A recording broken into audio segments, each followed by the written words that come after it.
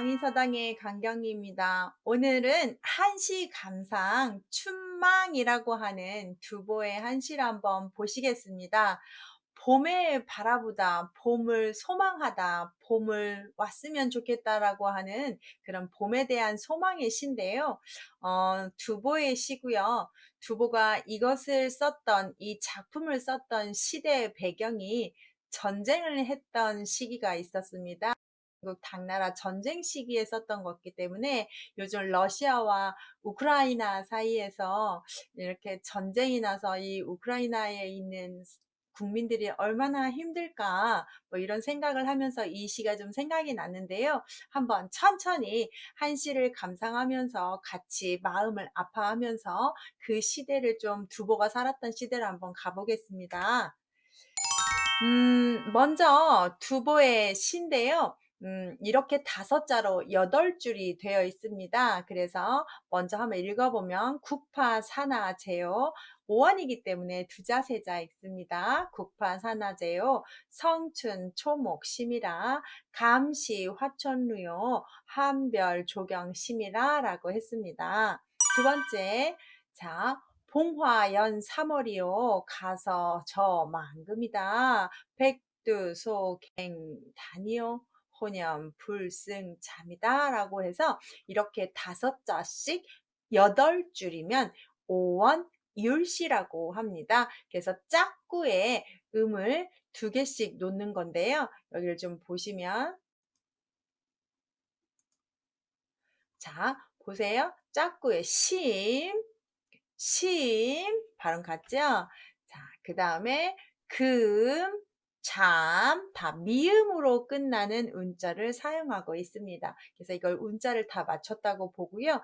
춘망인데 제목은 봄을 바라보다 라고 하는데, 봄이 왔는데도 이 전쟁 때문에 너무 마음의 상처와 힘든 슬픔이 있다는 걸 보여주고 있는 시입니다. 먼저 시대적 배경을 봐야 왜 이렇게 두보가 이런 시를 썼는지, 또 한번 두보의 시의 인생에서, 두보는 당나라 시인의 2대 아주 대단한 시인이죠. 이백과 두보가 나란히 시성과 시성이라고 불리는데, 이 두보는 전쟁 때문에 시가 상당히 현실주의적인 시를 많이 쓰거든요. 한번 볼게요. 특히 이 춘망의 시는 안록산에 난이 있었던 시기입니다. 안록산이라는 절도사가 당나라 현종을 에게 대항하면서 전쟁을 일으켰던 건데요. 당나라 현종의 총애를 받던 안록산이라는 양자까지 들였던 절도사죠. 하동 절도사가 있었는데, 군대를 증강해야 된다, 개인적으로 가져야 된다, 이런 걸 도모하면서 중앙에 있는 양궁충하고 다투게 됩니다. 양궁충은 현종이 저렇게 예뻤던 양귀비 사촌 오빠죠. 그래서 서로 이제 으르렁대기 시작하면서 1756년 낙양, 지금의 북경에서 병사가 일으켰고, 낙양을 공격하자 폐허가 된 낙양을 바라보고 두보가 46세에 지은 작품입니다. 전쟁이 나서 현종은 도망가게 되고요. 양귀비랑 같이 가게 됐지만 결국엔 양국충이 살해를 당하고 양귀비는 목매달아 죽고, 현종의 뒤를 이은 이제 아들이 왕이 되는데, 숙종이 왕이 오르는데 두보가 좀 도와줘야겠다라고 하면서 열심히 북경으로 가는 도중에 안륵산 부대에게 잡히게 됩니다. 그래서 전란으로 흩어진 가족을 만나러 갔다가 안륵산 군대에게 잡혀가지고 연금되면서 가족 소식은 모르고 전쟁은 정말 비극적인 상황을 보면서 이 시를 쓰게 되는 겁니다. 그래서 전란으로 어지러운 세상과 꽃과 새도 슬픔만 안겨주고, 전쟁은 끝없이 계속되는 가운데 가족에 대한 그리움만 더해가고, 머리는 비녀조차 꽂을 수 없는 절망적인 처지가 됐다는 걸 시로 표현하고 있습니다. 지금 우크라이나의 국민들이 다 이런 감정을 느낄 거예요. 하루아침에 정말 독재자 같은 어떤 러시아의 푸틴 대통령이 이렇게 우리나라를 다 폭파하고 공격하고 무고한 사람들, 어린아이들을 죽여가는 이 상황을 보면서 정말 힘겹게 이겨내고 있을 텐데요. 정말 이 심정이 아마 이게 뭐 다 100% 공감은 아니지만 전란 속에서 예쁜 자연이 보일까요? 보여도 그게 예쁘게 사랑스럽게 보이지 않을 겁니다. 그래서 좀 이 안록산의 난을 겪으면서 두보도 겪었던 그런 감정을 시로 표현했는데, 많이 우리도 그런 감정에 이입이 좀 될 것 같아서 한번 같이 보시죠. 국파 산화제라고 했습니다. 나라국 깨뜨릴파 매삼 물화 이슬제입니다. 나라가 망했는데 산과 물은 그대로 있구나. 그때 당시에는 뭐 산과 물, 바다 이런 걸 다 폭파시키는 시대가 아니니까 그대로 있다고 했지만, 지금 현재의 전쟁은 산과 물과 모든 것들이 아무것도 없이 폭파시켜 버리죠. 그때 당시에는 뭐 사람으로만 싸웠으니까. 그래서 나라가 망했는데 산과 물은 그대로 있구나라고 표현을 하고, 성춘 초목심이다. 재성, 성곽에 봄이 왔고요. 그래서 초목이 깊을심 무성하게 막 자라나고 있는 겁니다. 그런 전쟁이 일어났는지 안 일어났는지 뭐 자연이 그대로 순행하고 있는 것을 표현한 거죠. 마음이 정말 슬펐을 거예요. 감시 화천울다, 아주 유명한 십구절인데요. 느낄감, 때시, 꽃화, 눈물 뿌리다라 해서 뿌릴 천자, 한자 좀 특이하자, 눈물 누자입니다.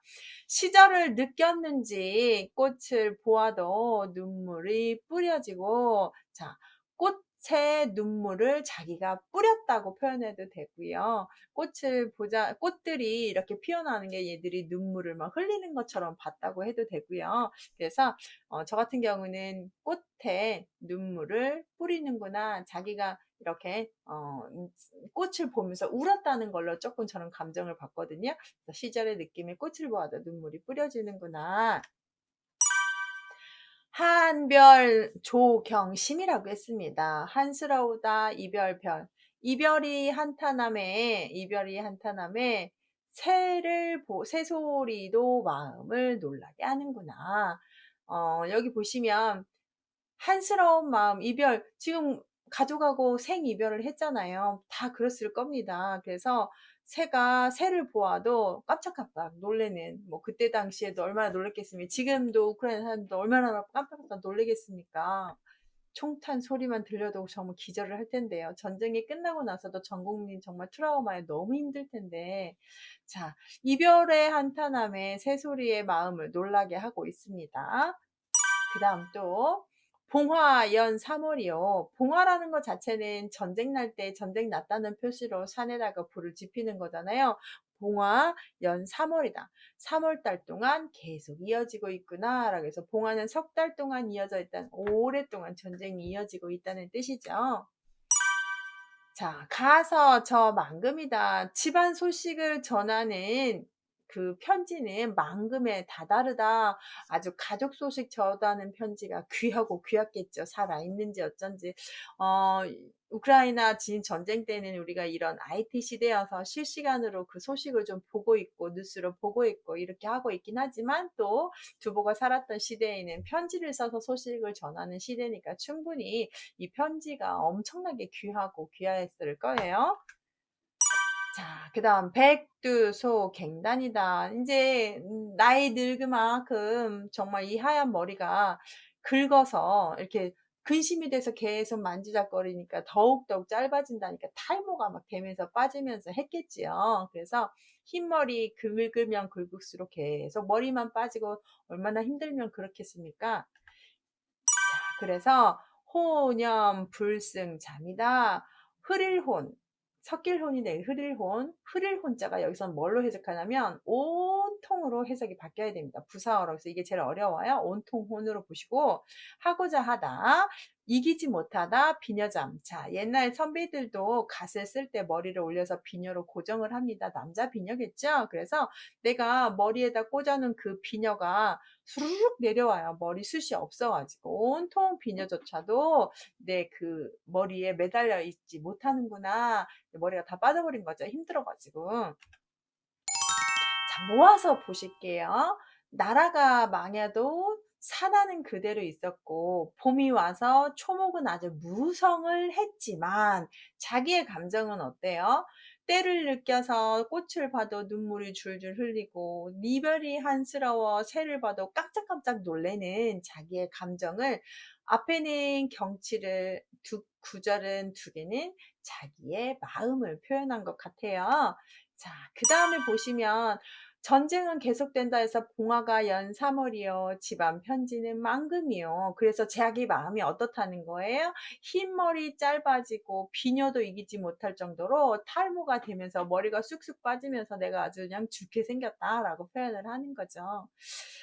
이렇게 작자가 이 시를 썼는지의 배경을 좀 보고 보시면 상당히 시를 보시는데 편하시게 감상을 하는데, 이 춘망이라는 시는 상당히 마음이 아픈 시입니다.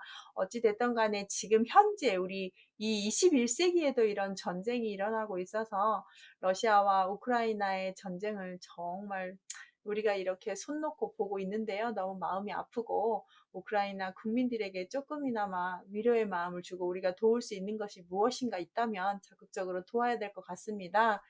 자, 이렇게 한시로 또 감정이입하고 요즘 시대를 좀 느껴봤네요. 오늘 여기까지 하겠습니다. 감사합니다.